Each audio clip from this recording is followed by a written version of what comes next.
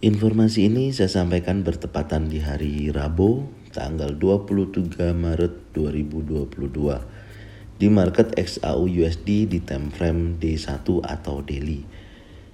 Oke, kita lihat ya dari pergerakan XAU dari beberapa hari ini ya. Market masih bergerak di kisaran ya, masih belum ada perubahan, masih bergerak di area 1949 ya sampai dengan 1914 kalau kita perhatikan di time frame daily. Tapi pergerakan kalau kita lihat karena ini masih belum berhasil break di atas 1949 ya. Kemungkinan besar masih ada dorongan turun ya kalau kita perhatikan di sini ya. Dan kondisinya di candle terakhir kemarin juga berwarna merah ya, artinya kekuatan dari seller ya masih mencoba untuk break di bawah 1914 ya. Ini adalah area support terkuat ya kalau untuk saat ini di time frame weekly ya, kalau kita perhatikan yang garis trend warna merah.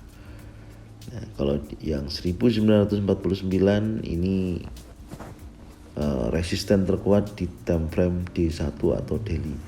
Kecenderungan kalau kita perhatikan memang masih di kisaran ini ya.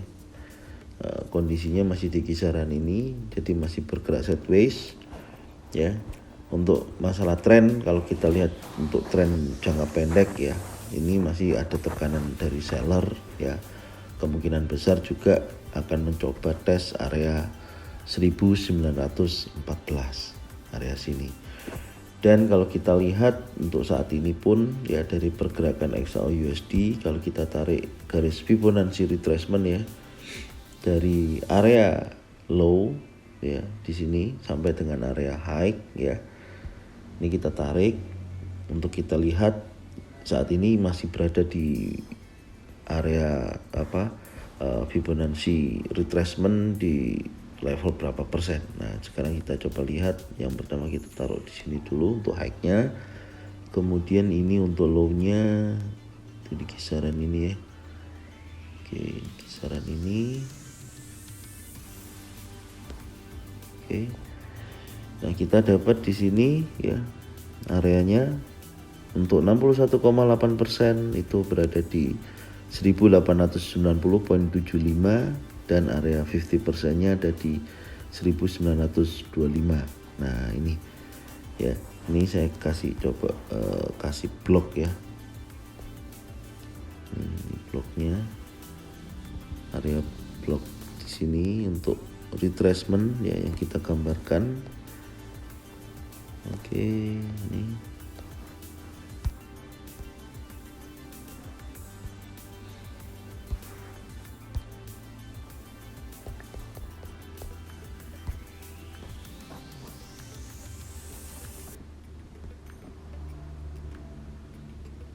oke, diperhatikan ya. Jadi kalau kita lihat dari pergerakan terakhir ini ya, ini masih di bawah area 50% ya, level 50% di 1925 ini ya.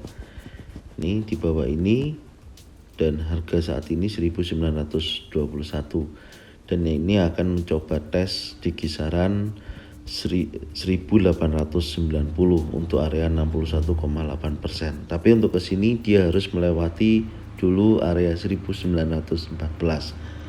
Kalau saya lihat untuk beberapa tekanan ini ya, ini tekanan seller masih mendominasi ya dari penurunannya ini ya, karena masih ada batasan resisten yang belum mampu untuk ditolak, yaitu di kisaran 1949. Sekarang kita coba masuk di time frame yang lebih kecil di H4 ya. Untuk di H4 di sini apa yang bisa kita dapatkan ya? Di H4 dari susunan candle terakhir ya bisa diperhatikan di sini ya. Ini terjadi yang namanya bearish engulfing ya. Ada tekanan penurunan ya. Kalau kita perhatikan pun dari kondisi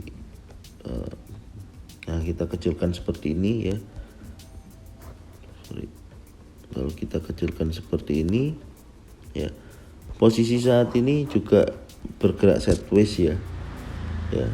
sideways di kisaran ini ya, belum ada perubahan. 1895 area support terakhir ya, dan tertingginya 1949 area resisten.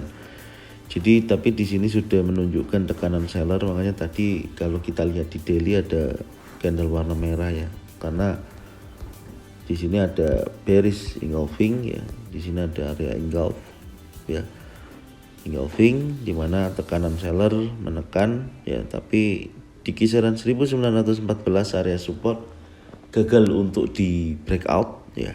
Nih dia tekan lagi ke atas, tapi untuk hari ini kita lihat kemungkinan besar dorongan seller akan mencoba tes 1914 di area sini ya, di area sini. Sekarang kita coba lihat untuk di time frame 1 ya, yang bisa kita dapatkan time frame 1. Oke, ini time frame 1. Supaya ini tidak bingung, saya akan hapus dulu area trendline ya. Nih, kemudian ini saya hapus dulu. Oke, saya akan tarik namanya Fibonacci retracement ya, dari penurunan ini sampai dengan area ini ya. Ini ya, kita coba tarik dulu ya. Nih, berarti kita tariknya dari titik ini ya, body tertinggi ini kita tarik ke bawah sampai dengan area body ini.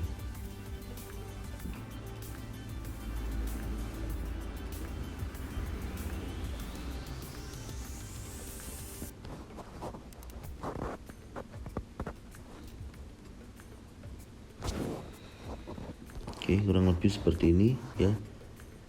Nah, ini sudah ada level 50% ya, sampai dengan 61,8%, yaitu kalau 50% di kisaran 1925 sampai dengan 1928. Maksudnya apa? Jadi kalau kita lihat kan tekanan seller masih kuat ya, menekan ya. Kalau memang hari ini dia ada mencoba kenaikan ya di area 50 sampai dengan 61,8%, berarti di kisaran 1925 sampai dengan 1928. Ini bisa kita jadikan target titik entry sell kita di area sini. Tapi dengan syarat terjadi pembentukan jenis pattern ya, baik single pattern, double pattern atau triple pattern. Ingat, jika kalau belum ada pembentukan jenis pattern tersebut, saya sarankan jangan transaksi dulu ya. Contoh, ternyata ini di breakout oleh candle impulsif bullish contoh ya, sampai mendekati area 1931, ya jangan dipaksakan untuk ambil buy atau sell. Nah, tunggu dulu candle ini habis ya. Kalau sudah di breakout, ya kemungkinan di candle berikutnya kalau memang sudah break ini impulsif bullish ya jangan sell itu, tapi bisa digantikan dengan posisi buy, karena ada impulsif bullish yang sudah sempurna bentuknya ya, seperti ini ya. Ini kan arti dari impulsif bullish kan, jadi kekuatan seller cukup sangat besar sekali, dan ini yang mendorong posisi bisa turun hingga sampai saat ini. Nah, ini dari candle ini. Nah, paham ya? Jadi itu yang bisa saya sampaikan. Jadi kalau nanti sell di sini ya pastikan kalau nanti ini memang ada kenaikan, berhenti di area sini, ada struktur candle yang terbentuk, kemudian ada pattern yang terbentuk, contoh pattern turun ya bisa sell di area sini dengan target terdekat ya di 1915 atau di 1914 di area sini ya. Nah, ini yang harus diperhatikan oleh teman-teman. Tapi kalau nantinya dia tidak retest ke area retracement ya, tapi dia bergerak turun lagi ya, candle ini ya, nah ini juga bisa dijadikan titik entry ya, kemungkinan besar seperti itu. Ini kan ada candle hijau body ini ya, ini kan masih ada dua struktur candle merah ya. Kita lihat nanti ini di 1 jam berikutnya apakah candle merah ini berhasil turun ya, breakout area bawah ini ya, kemungkinan besar juga akan terdekatnya tes 1914. Kalau dia turun di bawah 1919, bisa target juga bisa sell di area sini maksud saya seperti itu ya. Nah, ini cukup sangat menarik sekali ya diperhatikan. Kalau dari kondisi pergerakannya ya, ini masih kecenderungannya turun ya, karena ini dari pembukaan kemarin juga sideways di sini, kemudian dia turun ya, ini membentuk lower low ya, kemudian bentuk higher low, untuk lower low, kemudian bentuk higher low. Nah, apakah ini nanti akan bergerak membentuk lower low lagi? Berarti ya dia bisa bergerak di bawah low-nya kemarin di sini, di bawah di kisaran 1900 ya, 1900, di bawah 1911 di sini. Berarti dia bisa tes ke area 1907 di area sini. Ya, kalau dia memang bergerak terus di bawah 1907 ya tes ke 1895. Nah, ini targetnya ya. Jadi bisa dipastikan di situ ya, kalau dia ini ada kenaikan bisa sell di sini dengan syarat ya. Ingat yang saya sampaikan tadi. Yang kedua, kalau dia break di bawah area sini, ini kan ada engulf ya, yang saya kasih penebalan ini di kisaran 1919.